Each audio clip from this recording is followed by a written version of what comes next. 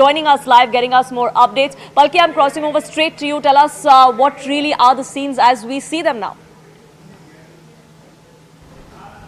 It is day 3 of this war between Israel and Hamas, and as you saw in that report, we heard sirens being sounded in southern and central Israel amid a barrage of rockets from Hamas. So the fighting is very much on.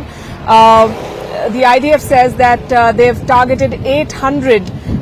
They've struck 800 Hamas targets in Gaza, so they're fighting back. At least 7 to 8 locations have reported gunfights in southern Israel. The hostage situation remains very much active. The Palestinians, the Hamas group, has taken 100 Israelis hostage, and another group that calls itself Islamic Jihad has taken another 30 people hostage, which complicates Israel's response to this situation, because when they fire rockets, when they attack Hamas targets in Gaza, there is a real risk of Israeli civilians also being caught in the crossfire. In fact, some reports from quoting Hamas say that Israeli action is targeting their own people. I think that was the idea all along when they came to take hostages. As you would know, the death toll overall is crossing 1,100 now. More than 700 casualties on the Israeli side, more than 400 in Gaza. And the fighting is, as I said, still on. 260 bodies were recovered at the site of the music festival in Israel. So that was one of the bigger points of attack for the Hamas terrorists.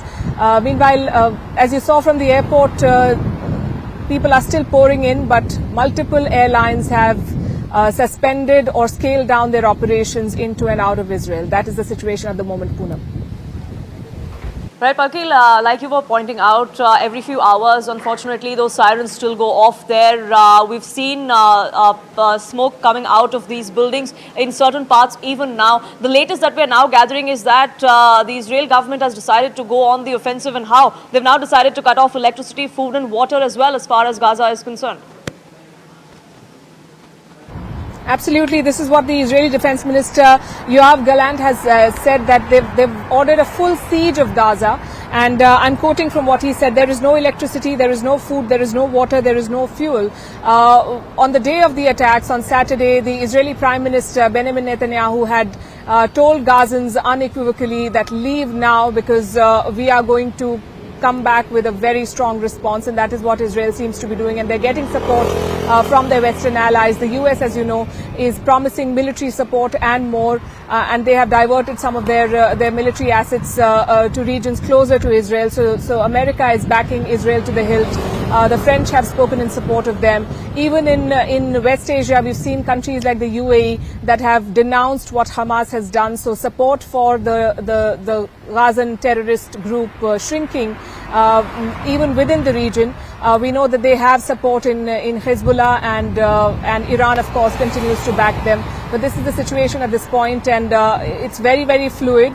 The Israeli forces are targeting not just targets in Gaza. There is also fear of the war spilling towards Lebanon and the border with Lebanon, given the latest instances that we saw of Hezbollah also targeting Israelis there. So it's a very, very fluid situation at this point, and with more reports coming in of a potential Iranian hand, although Antony Blinken, the US Secretary of State, said that they do not have proof of Iran's involvement.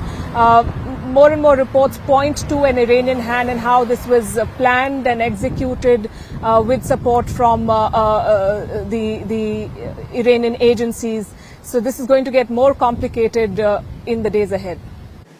And Iran, on its part, has come out and, of course, outrightly denied these claims. The reports that are emerging of how they conspired, how they orchestrated this entire attack that has, at last count, claimed at least over 700 lives. Unfortunately, the fighting is only going to intensify there.